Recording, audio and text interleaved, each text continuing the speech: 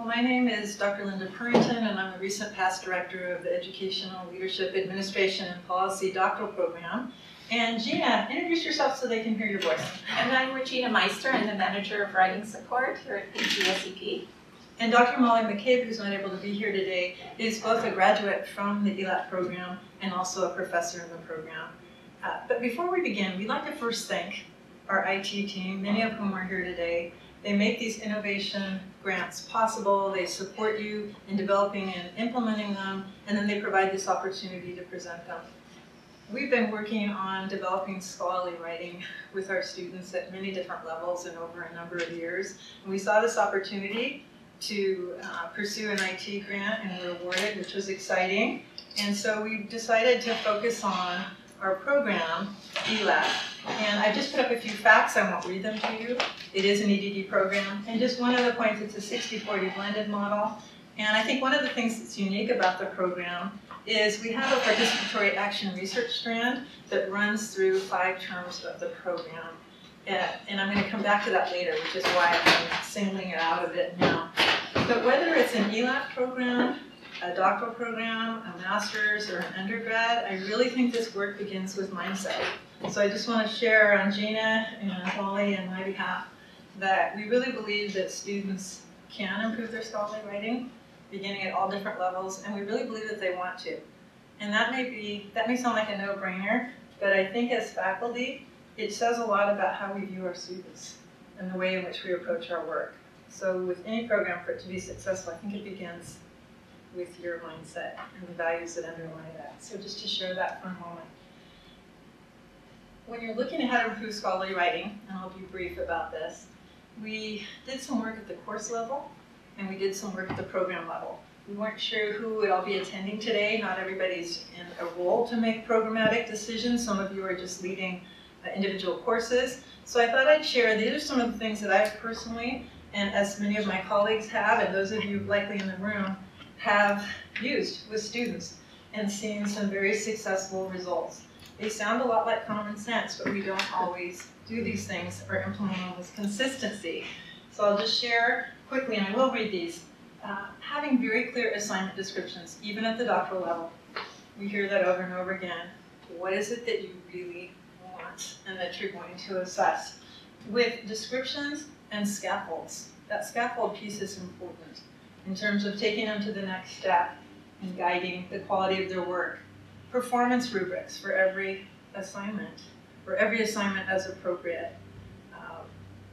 It's the first thing students look to. It really is with the end in mind. What's the lens through which our professors are going to be looking at our work? That helps us in terms of shaping it and leading us to our final product. Providing examples of exemplary work is key. Checking for student understanding, not just transmitting or being transactional, but taking the time to really see where students are at. That may mean reteaching, retooling, providing more opportunity. We sometimes set our students up for failure by providing too much in too short of a time. So one of the things we found with writing, if you really want to improve student writing and you want to have results, having multiple opportunities, multiple assignments, and paced over a term, rather than grading on one large final assignment that comes at the end. We've all been students at some time in our lives. Those of us who are in the room and online, and when those assignments are at the end of the term, you put all your time and energy into them. They carry a lot of weight, but do you get feedback in time to make a difference on those assignments? No. And to what degree does that feedback carry over and then translate into your future work? That's an area of need too. Opportunity to share writing with peers and receive feedback is so important. Creating that really workshop time within a class, not just expecting students, even doctoral students, to do well on their own. They want and need help. In-class writing instruction and support. We're going to talk about that in a minute. Responsive and meaningful feedback. We were in a faculty meeting, I'll just be very candid, and we were talking about what kind of feedback that professors give to students about writing. And one of our faculty said, I give writing about feedback about content, but I'm not a writing instructor. We kind of smiled and said, well, we really are all writing instructors. So that really comes down to mindset. And I share this story, and I'm being very candid, because it made us go back and rethink the rubrics that we were using, that we needed to give more clear expectations about the writing, not just the content for the assignments, and be more consistent. This is a doctoral program, and we've had doctoral programs at Pepperdine for over 35 years, so there's room for us to improve in terms of being more consistent across programs. Opportunity to revise work. We really believe in that. Again, it gives students the opportunity to share their nearly final drafts, get feedback, and to be as successful in terms of applying the feedback they've received. Small group and one-on-one coaching, conferences, face-to-face, and virtual. That's where technology's been fabulous, and I know all of our professors take a tremendous, many, I shouldn't say all, take the time to reach out one-on-one to students to work with them based on their needs and interests. And I'll quickly share at the program level, we also did a couple of things, and I'm just going to refer to my notes so I don't forget. We needed a common scholarly writing rubric across the program, so students could begin to expect some consistency in terms of the expectations of their work, and also to use that for their self-review and their peer review in terms of getting feedback. As I mentioned before, we're a little bit unique in that we have 5 terms of action research, and the professor loops with the students across all 5 terms. I don't know of many programs, if any, that do that. That professor became very key to us, and I was one of those professors, so it was exciting to have lived through that several times. You get to know the students better than any other faculty member in the program, and you get to know their writing. So that became not just an action research course, that became a writing course, and an opportunity to bring in talented persons like Maria Brahm, who's sitting here, our librarian, and Gina with writing support, Landon, almost everyone in the room has come in and has presented at some point in time to help these students with their written presentation or oral presentation or a combination of both. So that looping was really key in terms of determining what do students need over time. So our programs really are articulated as well as the writing support in which we're engaging. We did some work with dissertation. I'll just share that briefly because not everybody online and in the room is interested in dissertation. But what we did is our action research is really a precursor to dissertation work, because in action research, students are learning to identify and frame problems, construct purpose, develop sound research questions, engage in a mini literature review. I'll stop there. There's a lot more. But it's a precursor. It sets them up for success. We developed a Foundations of Dissertation Study program to help students get a leg up on their work. And lastly, we have a class at the end of the second year of coursework where they're conceptualizing their proposal, their dissertation study, and sharing it in the form of a presentation and getting feedback. So these are all, I want to say, systemic kinds of things we've done within the program over time. We can do more with the students while we have them, as opposed to when they're writing this large scholarly writing project called a dissertation, when they're out on their own. That's when students have the greatest concern when they flounder and sometimes don't even finish. We don't want any ABDs. So just quickly, I'm leading up to Gina because she did the yeoman's part of this. I wrote the grant and then I reached out to who are the really talented persons in terms of instructing reading. So with all that, this is just the background. With all the course kinds of things we were trying to implement, and then the greater across the course program kinds of things, there's still students who flounder. You have some maybe in your classes? And we were very concerned that students, even into the first year, and at the end of the first year, maybe even worse, getting all the way into the dissertation stage and still struggling with some basic kinds of writing things. So we realized we can't stop there and say our course strategies and our programs, we've done our job, it's up to them. We have to do more, and there's more we can do. We don't want to leave those students floundering or stranded. So we looked at the current students last year that were in their first year. We took a look at their writing in depth, and we took an actual assignment that they were working on. This was important because it was meaningful to them. And it's an action research report that they develop in stages over time, so they chunk it over 4 terms. That's kind of powerful too, when you think about it, because they're developing this with a lot of, 4 terms of revisions until they get to their final project. We discovered some common challenges that students were experiencing. One had to do with outlining their work and organizing it, not being familiar with such strategies as reverse outlining, which is something that Gina has great expertise with.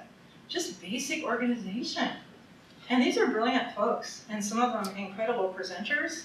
You know, but they really want some more help, particularly when you get to something like a dissertation or a project on that scale.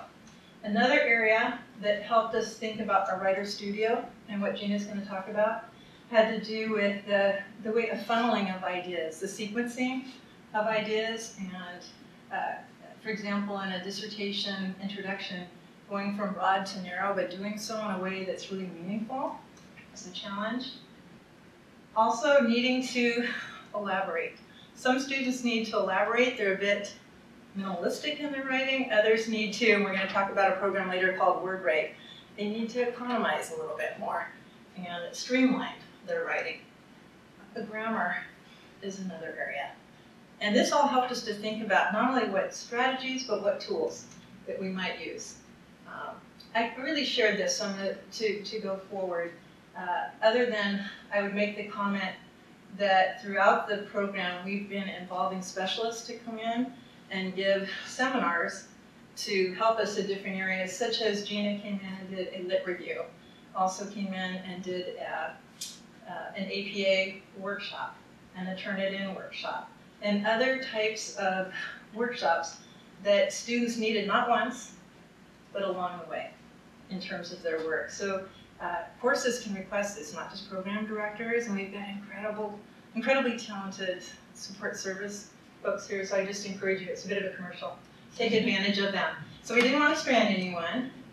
So Gina's going to take over from here. We decided we needed to do more small group, one-on-one, intense intervention. And the idea of Writer Studio came up. And do you want to take it from there? Absolutely.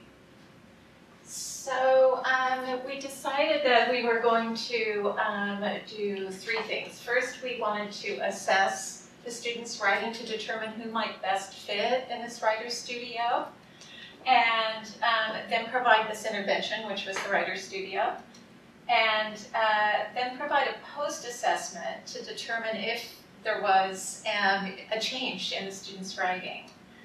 So the assessment was actually the PAR. So we looked at the first cycle of the PAR, the action research paper, and those who did it were Dr. Purrington, Dr. Molly McCabe, and then I. So we kind of all agreed on which papers and which students needed or could at least benefit the most from the Writer Studio.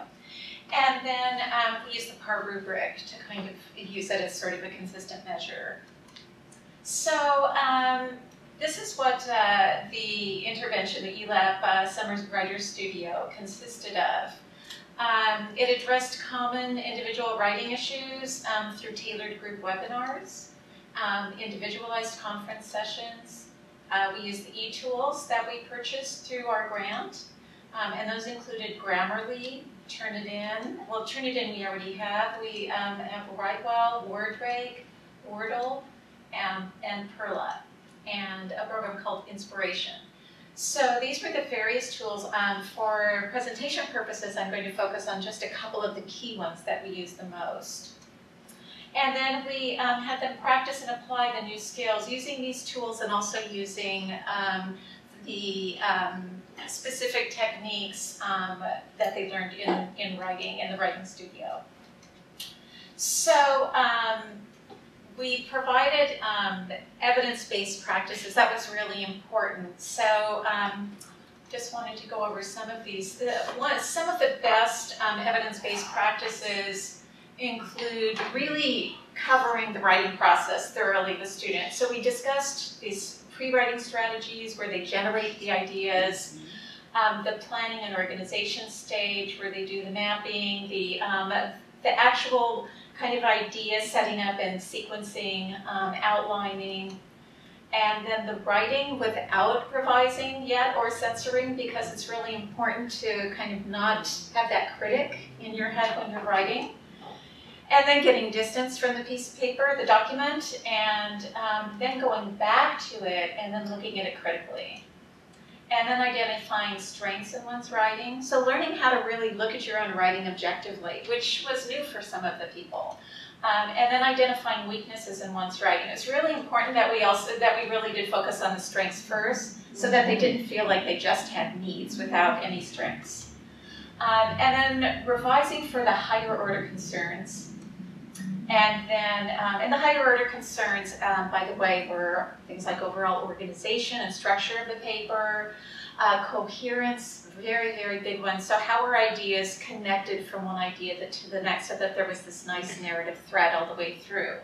And then cohesion within paragraphs, were the ideas connected? Or did the reader kind of have to puzzle what the relationship was between ideas? So we looked at those concerns. I actually had them do some writing reflecting on their own writing process. So we really tried to work with getting them to kind of metacognitively think about their writing process, and look at it critically. So writing is not always linear. It can be very messy, very confusing. And so I emphasize to students, don't feel like it's got to be perfect when you get it on the page. That's really a myth, that someone writes and it's perfect when it comes onto the page. So I did lots with sort of the beginning process, and I showed them this slide actually. Anyone know if this would be a beginning writer or more of an advanced writer? Any guesses? I can't see the wording, but I think it's advanced. Okay, great. Why? Because somebody that is that intuitive to be able to change their writing is a more advanced writer and isn't fearful of, no, I want to leave it alone. Yes. So if you're at that point where you're revisiting it, revising it, then you're probably a more sophisticated writer. That's my guess. That's absolutely correct. And any guesses as to who this might be? It's a famous writer. Any guesses? It is a little difficult.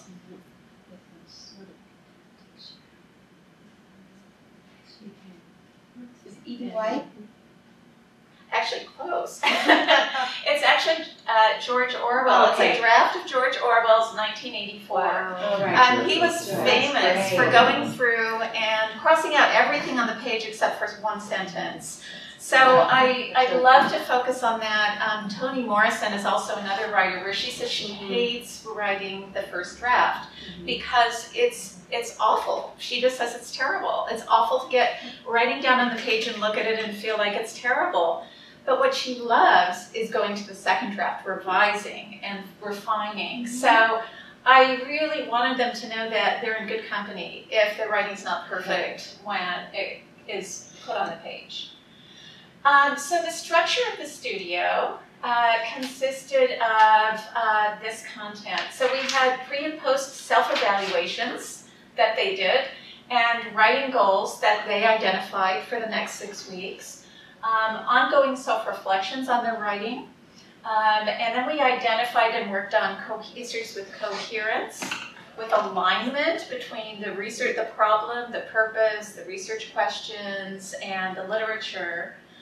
Synthesizing the information, the literature, so that it's not just a summary of one study after the other where there's lots of repetition, and then clarity, and most of these, by the way, had tools that kind of corresponded to these things that we use, the technology tools, guided peer reviews, ongoing feedback through conferencing, then Turnitin actually looked at a study that the kind of feedback, they actually wanted to know what students and what faculty across the US find really helpful in terms of written feedback. Do you like written feedback at all, or do you not? Do you just want a grade? And all students pretty much said that yes, they really want written feedback. And then they were asked what kind of written feedback. And so it was really interesting because they compared the faculty's responses to the student responses, and most of them were similar, which was nice. There were a few differences, but most students said that they wanted not just to know what they did well, but they really wanted to know what needed improvement. And that was something faculty thought, well, students only want to know what they do well, so we should only focus on what they did well. But students wanted more than that because they really did want to improve.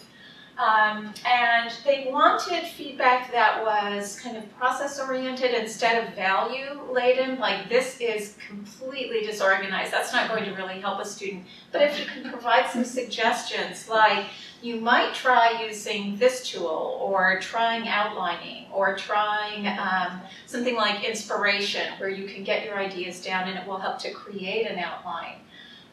So those kinds of comments were really, really useful.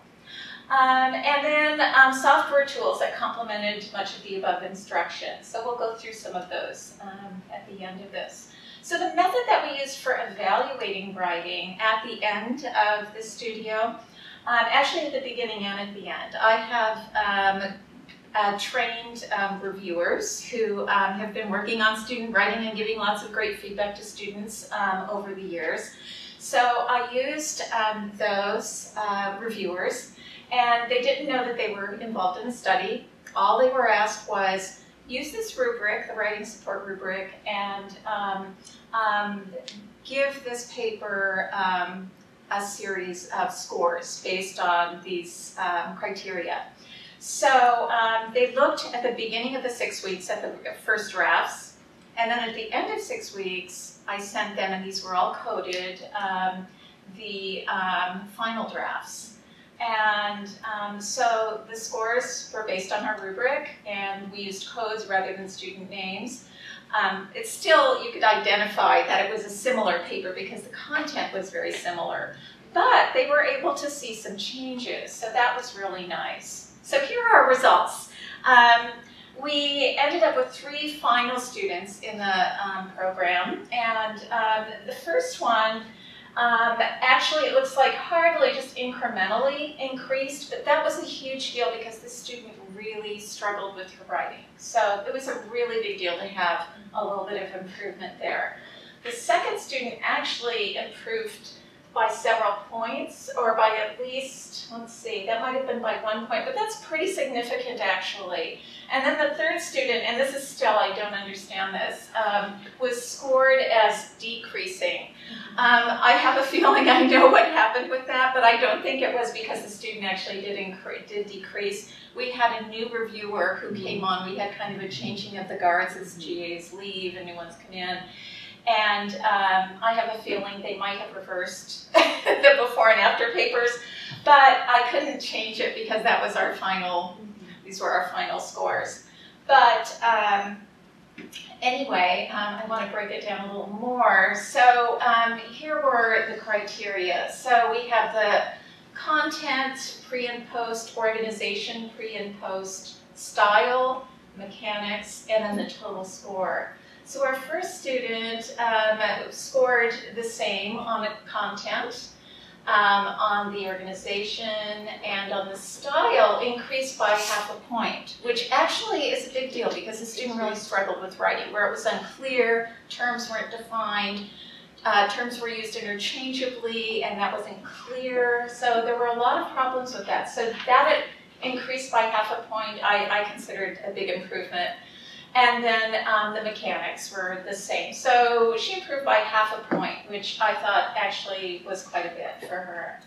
Our second student increased by a full point in content, where there needed to be more elaboration. So that student went back and really elaborated. Organization decreased a little bit. My theory is that when you're putting in lots of new information, that it needs to be reorganized. So that may have been why that went down. Style increased by a full point. Mechanics stayed the same. So overall, the student jumped up 1 full point. And then this third student, this is where I think it's just a very odd thing. But the content did increase. And then, the drop is from style, went down a whole point, and then, now why does that say -3? Pre-content, first two columns again. Goes from Okay. 5 to 3. Okay, so so anyway, that's our third student. So what I'm going to do, and I would have liked to have had more students so that we could look. Gina, can I share about that? Yes, absolutely. I just wanted to share, in terms of the numbers of students, our cohorts in the doctoral program, they range in size. This was somewhat of a smaller group, maybe 13 or 14. So we decided to recruit 5 maybe of the students who had maybe the greatest needs, but who were also interested, and lastly available to participate in August. So we structured the Writer's Studio for the break between summer and fall terms. That's where we went for the 6 weeks. So just to keep that in mind, we had course interventions, program interventions, and then we really zeroed in on this group and said, if we could help the 5 students who have the greatest need, and we're doing something powerful, because the other students they're benefiting a little bit more and more quickly from the course and the program kinds of interventions. We think everyone would benefit from the Writer's Studio, but this was our first attempt at it. So having it in the summer, and just lastly, I want to say we were inspired by the IT approach to faculty training, because they shifted from a face-to-face approach to a blended approach in terms of helping faculty with training, where we met, I was a part of that, and it was exciting, where we met maybe in the beginning and the end face-to-face, but then we were online. And so that really, and we saw how successful that could be, so we shaped our program around that blended kind of format too. So just to give you a sense of the structure and the numbers in the program. Thank you. So these were some of the comments that students made at the end of the studio, some of their self-evaluations. So this one, the student said, I'm happy with the flow. However, much still needs to be modified when taking into account the feedback, and I would ultimately like the work to sound more scholarly. What I like about this is the student recognized the strengths in her writing, and the flow, the coherence was a big deal. So to actually go from feeling like the writing isn't coherent to being coherent is huge, but also identified some needs still. And then the student, I definitely think that my writing has changed positively, especially using the software that was provided. I did not realize how often I used as well as, due to, and if any, until I used WordBreak. With the one-on-one sessions, I was able to really delve into my writing and see the many changes. And then these are a couple more specific ways my writing has improved: greater sense of organization and mechanics, and understanding of where to place the main subject in the front of the sentence, and to clarify meaning and intent. And this last one, and after a review of my writing, I noticed that it wasn't as bad as I thought it was. I would like to record tree words and sentences to make it sound like a doctoral level paper. I also need to incorporate stronger transition sentences in between paragraphs. I also need to confirm that all of my data is answering my research question. So those were some of the self-evaluations that we saw. So for the recommendations, one of the things that I would do is to change the session times to evenings or to weekend mornings, and increase the amount of time in each session, because they were only available for an hour each week. Decrease the number of group sessions, and possibly offer the studio during a different term. This was recommended by the students. They didn't like that it was at the end of summer. They said this was their only free time. So they recommended spring term. I don't know that being in classes and trying to do this would be, I can't imagine it working any other way. I really think the time that Dr. Purrington selected was probably the most ideal. I would probably limit the initial feedback that I provide to them on papers to reduce any kind of overwhelm.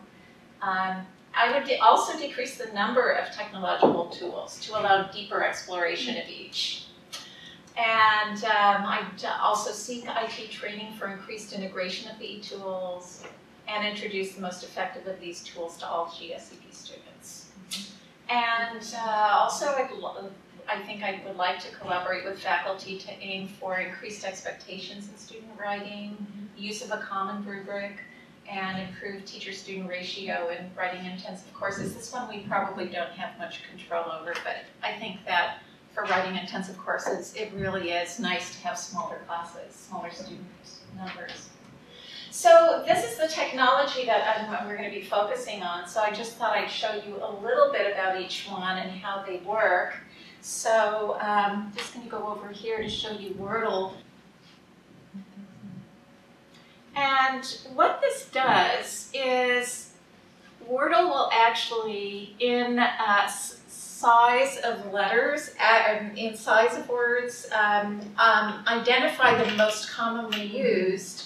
And when you have maybe 20 sources, that's very helpful. It can start to identify sort of key terms. And it's also sort of fun. You get kind of a visual representation.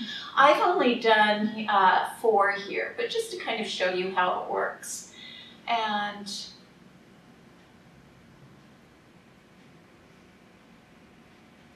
we'll go back to this, and I'm just going to paste all of these abstracts in here. And now you just click Go.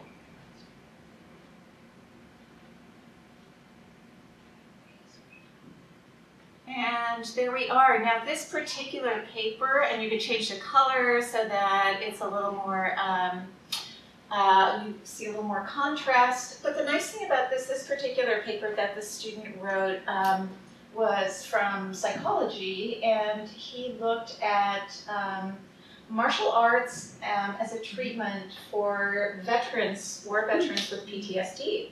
It was really fascinating because if you can see some of this, the medium-sized words in here were things like aggressiveness, integration, and some of the other things in here. I'm seeing if I can find a couple of them that were really important. This concept was actually kind of important, Kyokushin. And and that's just 4 articles. So the more that you get, the more key terms you can identify that actually are common among all of this literature. So that can be really a helpful tool.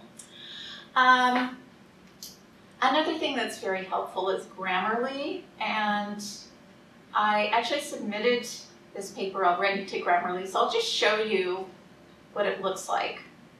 And you take a look at the paper through Grammarly. And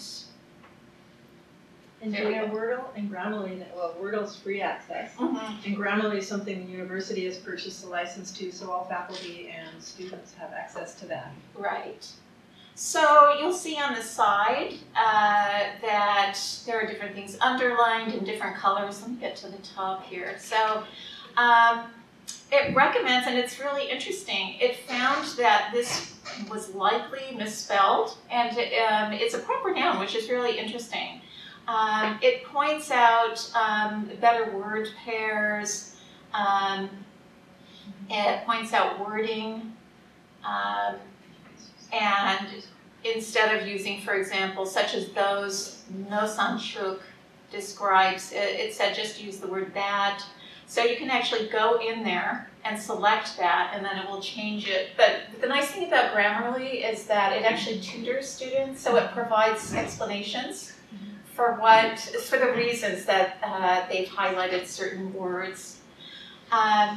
Okay, right here, I thought this was important. In psychology, when you use the term suffering from PTSD, it says it's possibly a disability-biased language, and it's true.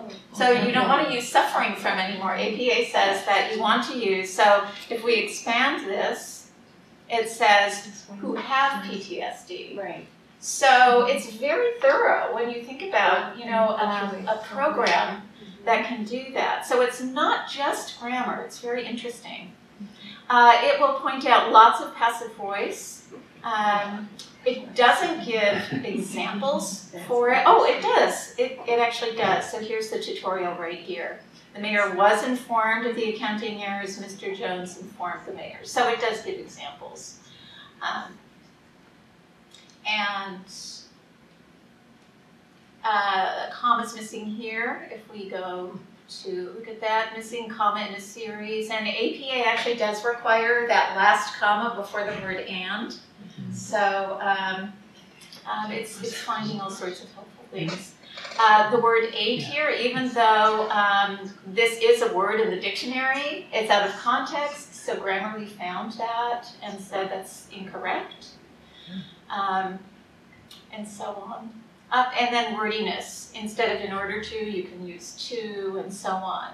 So really helpful. It points out wordiness, and here we have a full sentence that's very wordy, so they're recommending, and let's see what it says here.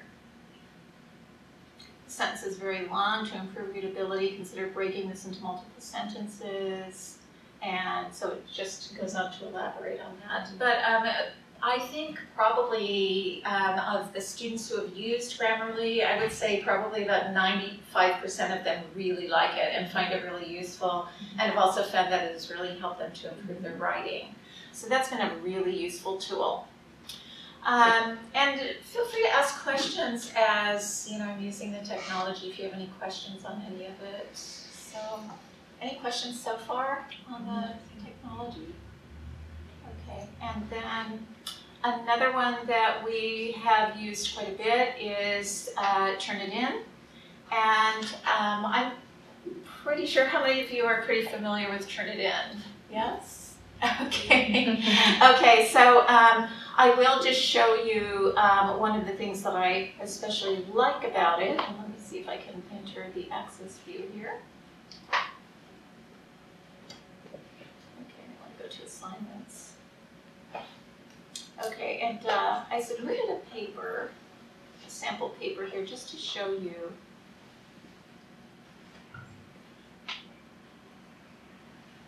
Okay.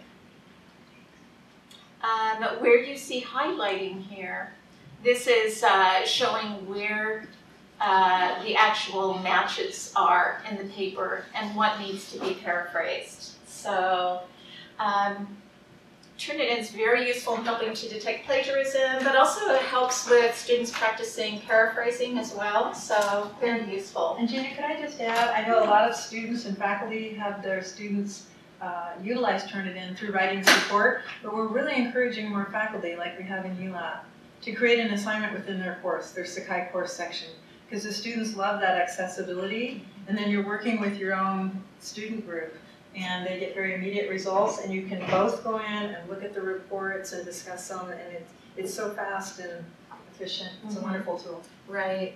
And then, Dr. Purrington, if you want to just give the demonstration of WordRake, would you like to do that? Oh, or shall wait, we just what did you want to just click on? Okay. I was saying earlier that WordRake's yet another tool. It's a really simple one, so we're going to go right to the WordRake site and just click on a 30-second demo. It's really about, let's shorten what we've written and just keep it to the most important, essential communication possible. To begin editing your document, just click the rake icon. WordRake rakes your document in seconds. You accept the changes you like. If you disagree, select reject, and your original text is restored. It's that easy. If time is money, WordRake is the best investment you'll ever make. Download your free trial today. So obviously they want to sell a product, but sorry we exposed you to that, I guess.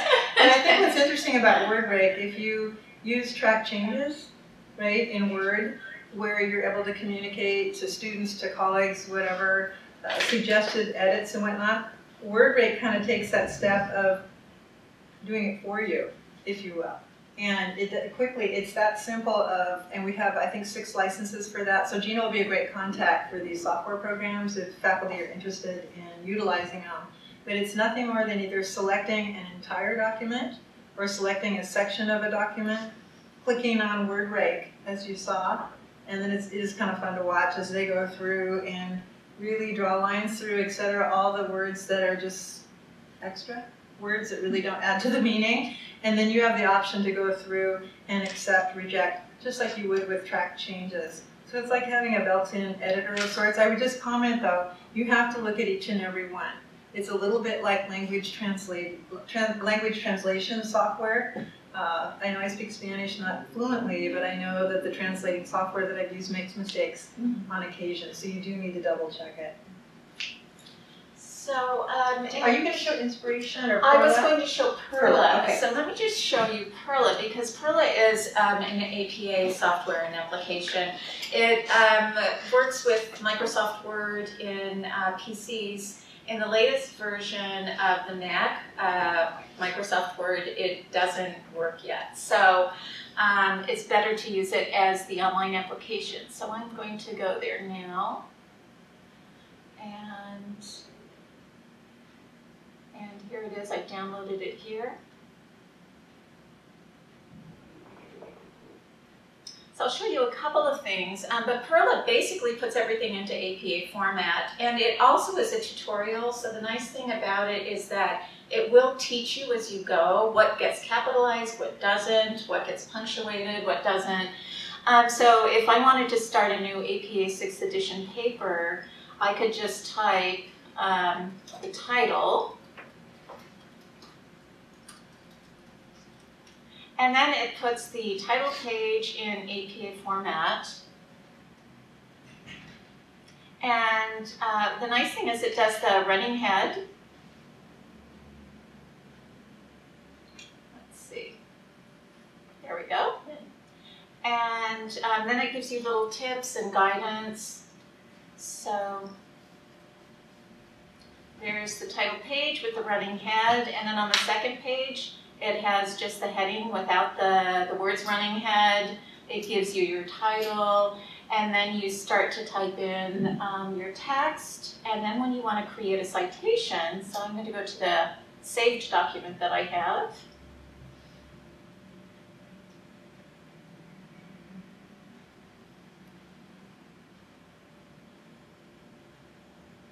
So, oops.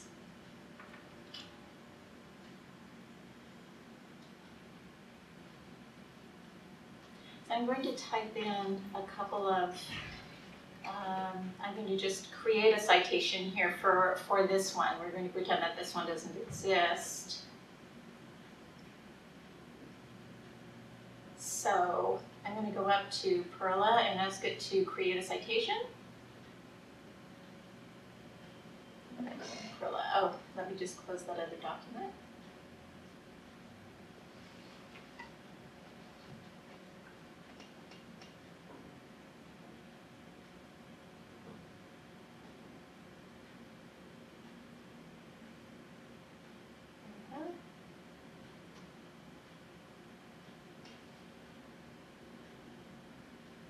So when we go to insert the citation, we first want to put in the reference.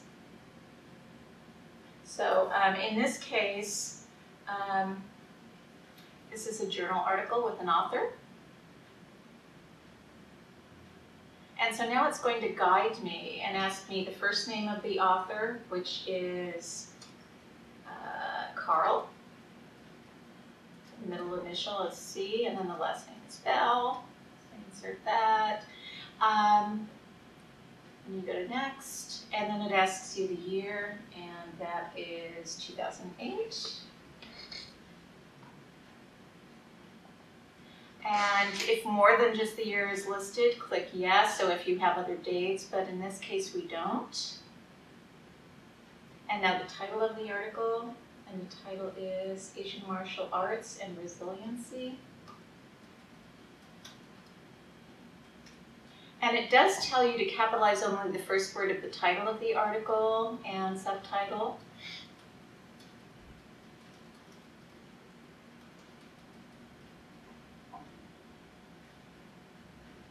So it gives you all of these little clues. And then the periodical name is Ethnicity and Inequalities.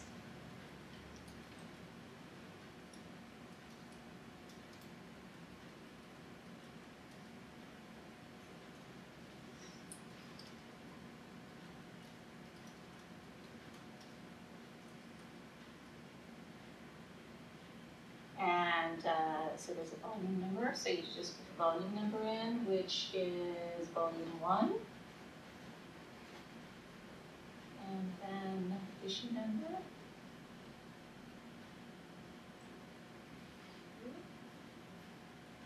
page numbers, which are pages 11 through 13. Oh, 17. And did I retrieve from the internet? And in this case, I'm just going to say no. And then finish.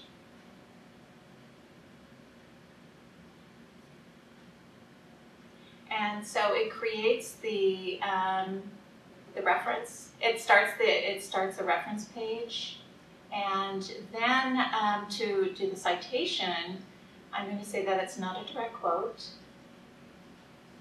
And if we go back to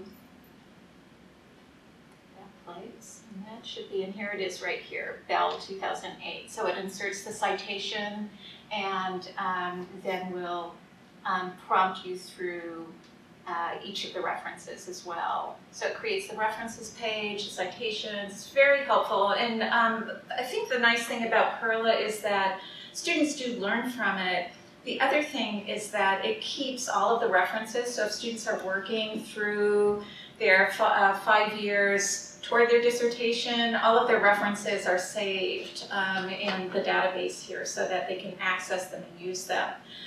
The other thing that it does is it takes a little bit of that stress out. Instead of worrying so much about APA, you can focus more on writing, worry about writing instead of worrying about Perla.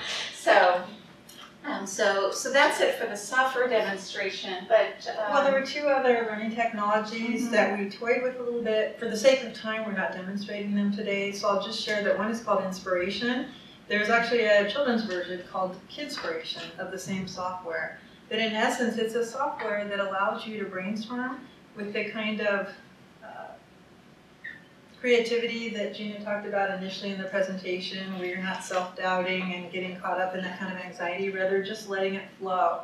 And then it takes that brainstorm picture that you create and it translates it into an outline, which is kind of powerful, particularly for kids to see that organization. But it's a place to begin when you think about those large scholarly writing projects. Again, it's called Inspiration, and we have some licenses for that we purchased, and Gina used that. The other program, we weren't as excited about it. That's what you learn from a pilot, right? Or innovation like this was called WriteWell. And the reason is the WriteWell program for learning technology is based on, when I say it's sample papers, not authentic assignments. We were using students' real work because they cared about it. We wanted to help them forward. And in WriteWell, it's more kind of like a, what do I say? They have more standardized types of activities. But if you were maybe working in a writing class, specifically for that purpose, or a seminar of some sort, and I think maybe more undergraduate perhaps. Right, like a research this might be paper. appropriate, so we could share that, one-on-one at another time. So I wanted to say that with the software. And then just what we're going to walk away from this with is that we want to share all these technologies now in the beginning of the program with all of the students and all of the faculty, because with that early introduction and opportunity to use and apply and encouragement from the faculty, maybe even more of these students will be able to improve their writing even sooner. I think we'll still probably continue to have, on occasion, students that are going to need help, despite the pre-work that we do, the course interventions, the program interventions. So we're trying to think how we might in the future in some way replicate this small group, one-on-one, very individualized with attention with some group work, because it's really what the students told us that works. So we hope we help them improve their scholarly writing. They gave us the opportunity from a student's perspective who's struggling with writing and sometimes anxious about it to understand what their needs were and what really helped. So we want to take that back again and share that with the faculty as a whole. We really appreciate this opportunity to share those results with you, and we're happy to share both this presentation or to be contacted about the Writer's Studio or about any of the learning technologies. And of course, Regina Meister is still leading our writing support and is here on a regular basis for everyone, all students, all programs. So thank you very much.